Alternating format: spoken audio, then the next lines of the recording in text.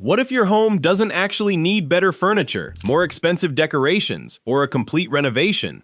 What if the reason it doesn't feel quite right is much simpler? Your brain isn't getting the visual signals it needs to feel comfortable in the space. The surprising part is that you can change those signals without buying almost anything. Start by looking around your room. Where does your eye naturally go? If the answer is basically across the sofa, table, and TV, your room may be trapped on one visual level. This is one of the biggest reasons a room can feel strangely flat, even when everything inside it is attractive. Your brain doesn't experience a room as a collection of objects. It constantly interprets height, distance, light, shadows, movement, and relationships between objects. When everything sits at roughly the same level, there's very little for your eyes to explore. The solution is to create visual movement. Think about your room as a three-dimensional landscape. You want something low, something at eye level, and something that draws attention upward. A tall plant beside a low sofa can do it. A floor lamp can do it. A tall bookshelf, large artwork, or curtains extending close to the ceiling can do it. And curtains are one of the easiest tricks of all. Instead of placing the curtain rod directly above the window, mounting it significantly higher, closer to the ceiling, can make the entire wall feel taller. Your eye follows the fabric upward, and the window appears to belong to a larger vertical space. You haven't changed the architecture. You've changed the way your brain reads it. But height is only half of the equation. The second secret is depth. Imagine a room where every piece of furniture is pushed tightly against the walls. The sofa touches the wall. The chairs are pressed into corners. The table sits exactly where you expect it to. Everything may be practical, but visually, the room becomes almost two-dimensional. Whenever possible, pull furniture slightly away from the walls.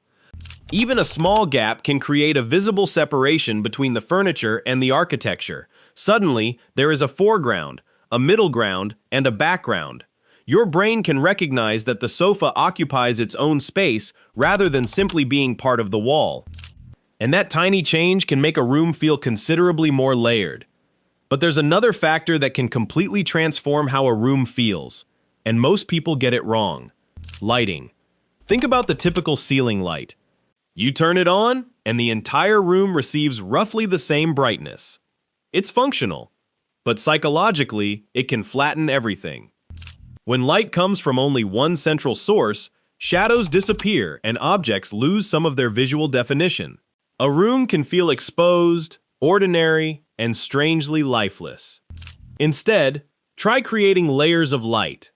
A floor lamp beside a chair, a small lamp on a side table, soft lighting near a shelf, accent lighting aimed at artwork or an interesting wall texture. Now your eyes have somewhere to travel.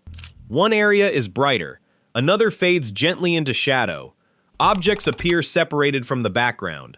Corners become softer rather than simply dark. And this is where something fascinating happens. Your brain starts reading the room as deeper than it did before. You're not simply illuminating furniture, you're creating contrast, and contrast helps the eye understand shape and distance. This is why a room can suddenly feel more luxurious at night than it does during the day. But there's still one more piece of the puzzle, and it has almost nothing to do with size. It has to do with imperfection. Walk into a showroom and everything may look perfectly coordinated.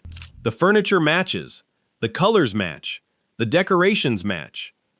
And yet somehow, it doesn't feel like home. That happens because perfect coordination can remove the visual surprises that make a space feel personal. Your brain likes patterns, but it also notices things that break those patterns.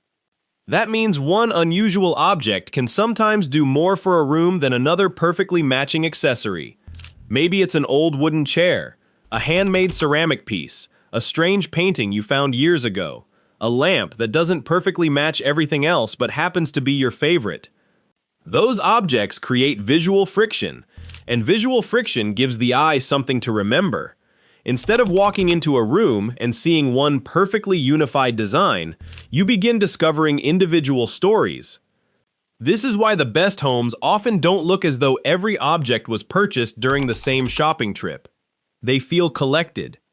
And that distinction matters. A room should have structure, but it shouldn't feel sterile.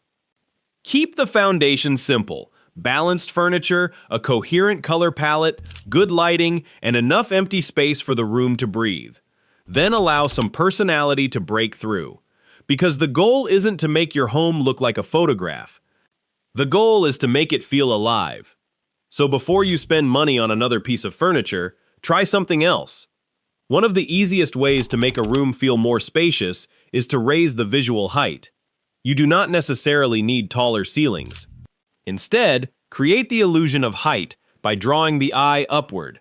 Hang curtains closer to the ceiling, choose artwork that sits slightly higher, or use vertical elements such as tall plants, narrow bookshelves, or floor lamps. These small changes can make the entire room feel more open. Next, pull your furniture slightly away from the walls. It may seem logical to push everything against the edges to create more floor space, but that can actually make a room feel cramped and rigid. Even a few inches of breathing room around a sofa or chair can make the layout feel more intentional and relaxed. Then, look at your lighting. One harsh overhead fixture rarely makes a room feel comfortable. Replace that single source with layers, a floor lamp beside the sofa, a table lamp on a sideboard, and softer accent lighting in darker corners. This creates depth, warmth, and a much more inviting atmosphere. These changes may seem small, but together, they change the information your brain receives from the space. And that's the real secret. A beautiful home isn't necessarily the one with the most expensive objects. It's the one that gives your eyes somewhere to go, gives your mind enough variation to stay interested, and gives you enough familiarity to feel at ease. And here's the final thought. The room you already have may be much better than you think.